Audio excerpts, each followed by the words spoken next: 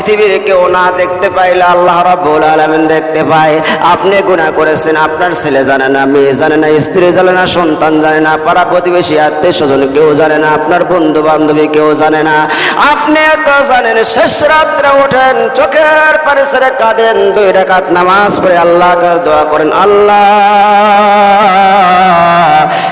এই গুনাহ করেছি, আল্লাহ তুমি আমারে মাফ করে দাও। আল্লাহ বলে, বান্দারে তোমার চোখের পানি নাকে ডগায় আসার আগে আমি আল্লাহ তোমার জীবনের গুনাহ মাফ করে তোমার মাসুম বান্দা বানায় দিলাম। সুবহানাল্লাহ। আমার ভাইরা, যদি খালেস দিলে তওবা করা হয়, আল্লাহ রাব্বুল আলামিন 5টা পুরস্কারে পুরস্কৃত করবেন।